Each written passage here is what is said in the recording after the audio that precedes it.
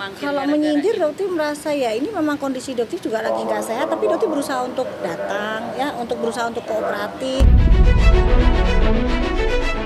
Sih mikir kok rasanya kok dokter itu kok tega banget gitu ya, dokter melaporkan seorang DRL gitu dengan ancaman yang 12 tahun plus 5. Kita lihat aja penyidikannya seperti apa, percayakan kepada penyidik itu aja ya.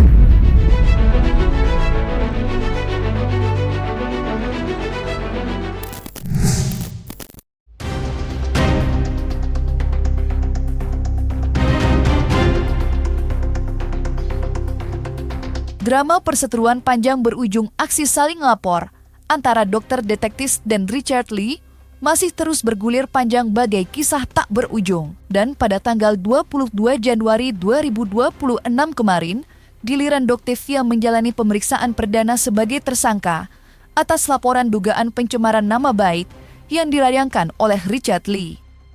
Dengan menggandeng sang kuasa hukum, Doktis pun menyambangi Polres Jakarta Selatan meski dalam kondisi kesehatan yang menurun. Namun, melihat kondisi Doktif yang terbilang tidak fit menjalani pemeriksaan, sang kuasa hukum dan penyidik Polres Jakarta Selatan akhirnya mengambil keputusan untuk menunda agenda pemeriksaan. Jadi gini, saya coba jelasin ya, saya wakilin ibu tadi, alhamdulillah nggak berjalan lancar. Intinya dengan melihat kondisi kesehatannya dari Bu Doktif, jadi kami meminta untuk dilakukan penundaan terkait dengan pemberian keterangan sebagai TSK pada hari ini. Jadi berdasarkan dari hasil kondisi kesehatan ibu, tim penyidik menyimpulkan diberikan waktu untuk dilakukan penangguhan terkait pemberian keterangan pada hari ini. Jadi untuk saat ini kami belum memberikan keterangan, hanya melakukan penundaan atau penangguhan pemberian keterangan sebagaimana dijadwalkan pada hari ini. Itu aja. Ada, nanti sudah di penyidik juga udah tahu. Sudah kita berikan ke penyidik. Darahnya tadi berapa, Dok? Ya, tadi Tensinya dokter drop banget 90 80 tadi. Drop banget 90/60. Berarti bisa menunjukkan surat sakitnya juga, Dok ya? Iya. Ini waduh nggak tahu kan dokternya yang tahu ya kebutuhannya. Yang jelas dokter itu punya riwayat yang namanya sinusitis. Jadi memang capek sedikit, kurang tidur. Bahkan kalau dokter live itu kan suka kadang-kadang kan flu berat gitu ya. Itu memang kayak begitu. Jadi ini drop banget gitu ya. Momen kedatangan Doktif ke Polres Jakarta Selatan kemarin tentunya berhasil menuai sorotan tajam. Bagaimana tidak Doktif yang sedang jatuh sakit terlihat hadir dengan bantuan kursi dorong. Bukan itu saja, jarum infus bahkan tampak menembus pergelangan tangan. Doktif seolah menampilkan bahwa tidak ada satupun tantangan atau hambatan yang dapat membendung kesiapannya menjalani pemeriksaan di Polres Jakarta Selatan. Akan tetapi, aksi tersebut banyak dinilai oleh publik sebagai bentuk sindiran keras pada seterunya, Richard Lee. Mengingat beberapa waktu lalu, Richard diketahui tidak menghadiri agenda pemeriksaan akibat jatuh sakit. Lantas bagaimana tanggapan Dokis? Benarkah aksi itu benar sindiran untuk sang seteru? Kalau menyindir dokter merasa ya ini memang kondisi dokter juga lagi nggak sehat, tapi dokter berusaha untuk datang ya, untuk berusaha untuk kooperatif. Jadi ya sedrop apapun ya kita tetap datang gitu.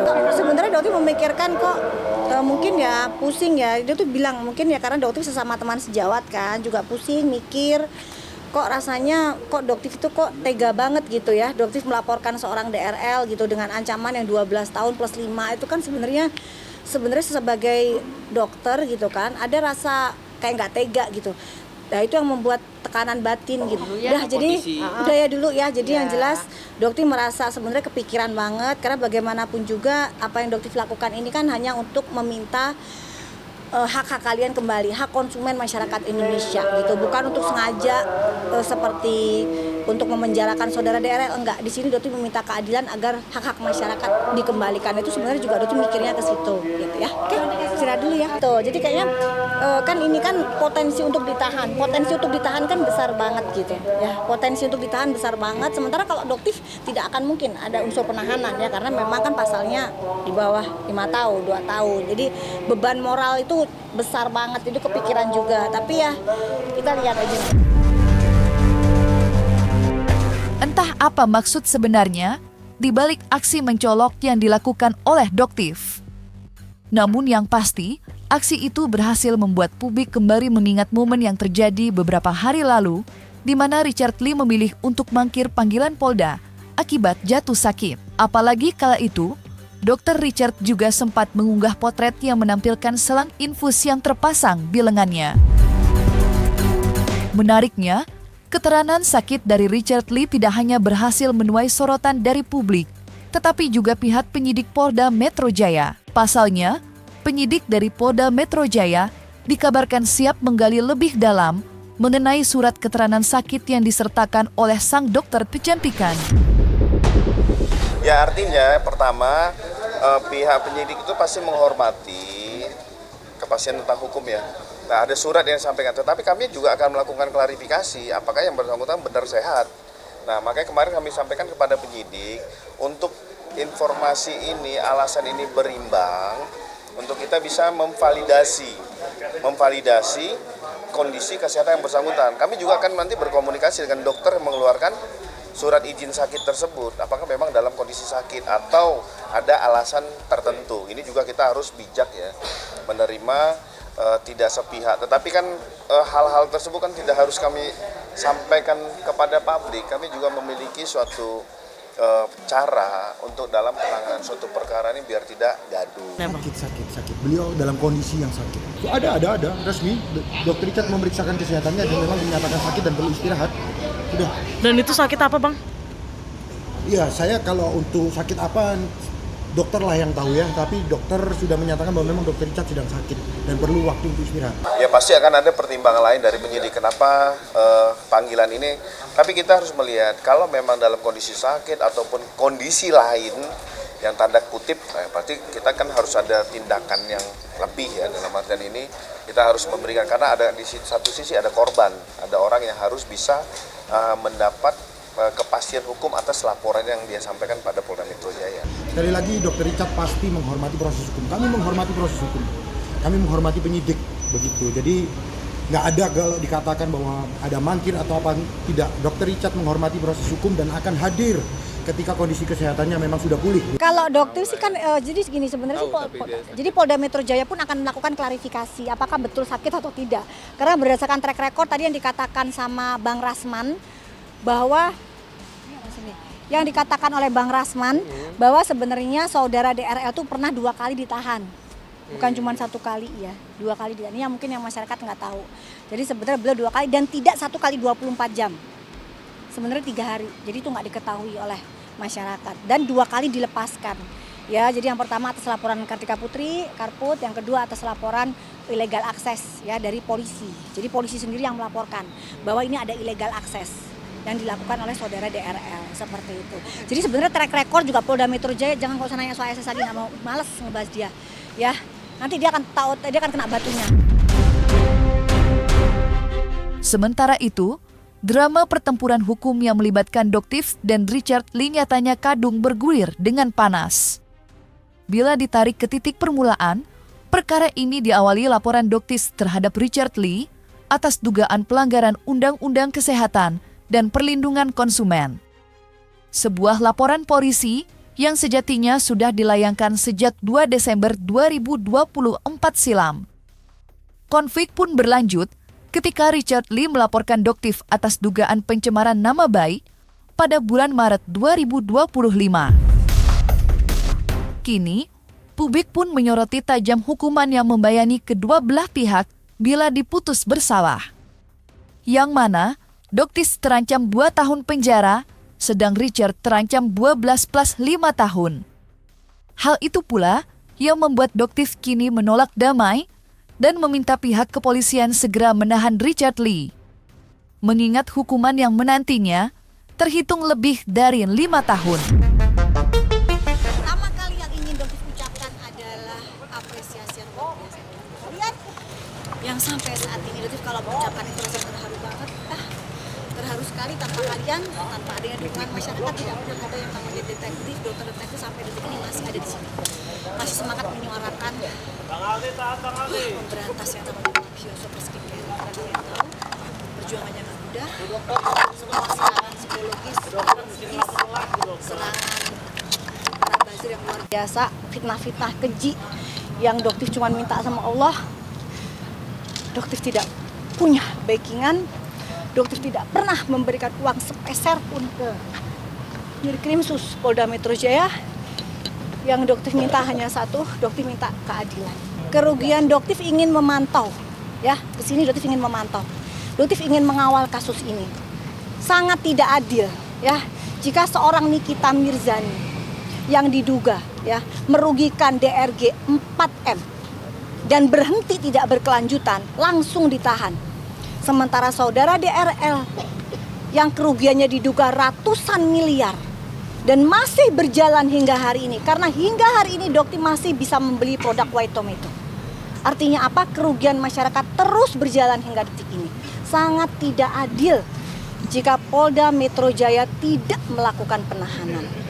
Tidak adil sama sekali. 4 tahun ratusan miliar VS-nya. Jadi benar-benar sangat nggak adil. Jadi dokter di sini minta keadilan Polda Metro Jaya, Dirkrimsus, ya, untuk segera melakukan penahanan, ya, dan tanpa adanya disertai nanti adanya penangguhan penahanan. Nikita Mirzani ditolak penangguhan penahanannya. Jadi dokter harapkan untuk kasus ini sama, ya, jangan ada penangguhan penahanan kalaupun akhirnya dari Dirkrimsus memutuskan untuk menahan. Permintaan pelapor sah-sah saja untuk lakukan penahanan, itu kan haknya seorang orang yang merasa menjadi korban. Keadilan juga mungkin menurut yang bersangkutan, kita harus mengkaji kembali. Kami kan juga harus menyesuaikan dengan KUHP dan KUHP yang baru, ya. Nah, makanya kita harus mengedepankan azas kemanusiaan kepada masyarakat. Tapi yang kedua, kita harus juga melihat, kita akan mengklarifikasi apakah benar dalam kondisi sakit. Bahkan yang orang-orang berkompeten kan bukan penyidik. Artinya harus ada dokter yang mengkaji langsung terhadap kondisi sakit yang bersangkutan. Lantang suara yang keluar dari Doktif tentunya tidak melulu soal tekanan untuk menahan Richard Lee, tetapi juga suara pembelaan terhadap statusnya dalam kasus dugaan pencemaran nama baik yang berjalan di Polres Jakarta Selatan. Bagi Doktif, dirinya sama sekali tidak melakukan pencemaran nama baik lantaran semua yang ia ucapkan tentang Richard merupakan fakta yang sebenar-benarnya. Dan terkait ucapannya itu, Doktif pun memiliki bukti yang ia rasa cukup kuat. Sebuah bukti yang didapatkannya ketika bertandang ke salah satu klinik milik Richard Lee. Lantas, seperti apa cerita Doktif soal kedatangannya ke klinik Dr. Richard? Ya, jadi kita bersama dengan satu orang saksi yang lain itu datang. Alasan datang ke klinik DRL di Palembang itu karena kita itu curiga ini kok ada yang namanya treatment mini stem cell. Nah, pada saat dokter tanya apa itu mini stem cell melalui chat, ya, melalui chat itu petugasnya menjawab bahwa itu stem cell, itu adalah real stem cell, tapi jumlahnya kecil, mini. Nah, itu sempat diskusi dengan dokter Nanang, ya. Pada saat itu dokter Nanang, kok ada ya yang namanya mini stem cell gitu. Gimana dok, menurut pendapatnya dokter? Ya, awalnya itu kan Doktif minta ditemenin karena dia mau perawatan stem cell, tapi mini stem cell. Kebetulan saya magister anti penuaan, anti aging, jadi memang konsentrasinya salah satunya adalah dengan stem cell. Jadi Doktif bilang, temenin dong, saya pengen terapi stem cell katanya, tapi mini stem cell. Nah, kok ada mini stem cell? Iya, ada, makanya temenin biar tahu kayak gimana sih mini stem cell. Nah, udah mulai dari situ tuh tentang mini stem cell itu. Iya, jadi dokter bersama dengan ada lagi orang yang lain, ya, itu datang. Habis itu yang pertama kita lihat di situ, kita cari plang. pelangnya? Ya, jadi waktu itu cari dokter Richard memang. Dokter Richard ada waktu itu kan. Oh, nggak ada. Dokter Richard praktek di sini kan, kata dia gitu. Iya, tapi baik kok. Iya, dia Ya. bilang praktek. Oke. Terus apalagi waktu Mana prakteknya? Ditanyakan lah, Iya. mana surat izin prakteknya? Kok nggak ada?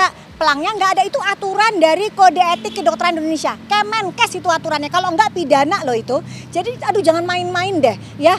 DRL, kamu jangan main-main, ini akan berbalik luar biasa loh ke kamu ya. Jadi pada saat itu tidak ada yang namanya pelang, dan pada saat kita masuk ke dalam ruangan konsultasi memang tidak ada, kita semua cari ya Dokter Nanang ya. Ya, waktu itu dokter bilang, Dokter Nanang coba lihat ada nggak?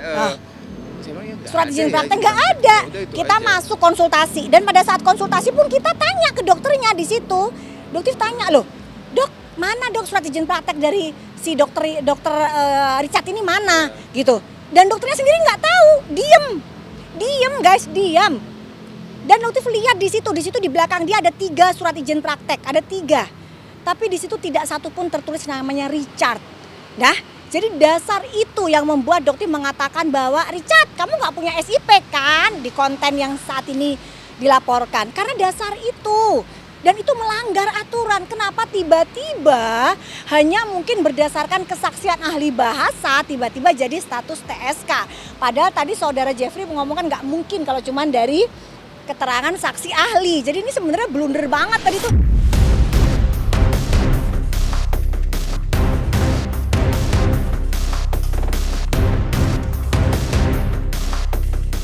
Nah, selesai sudah, Cumi Lovers. Jangan lupa untuk like, subscribe, dan juga share channel YouTube Cumi Cumi.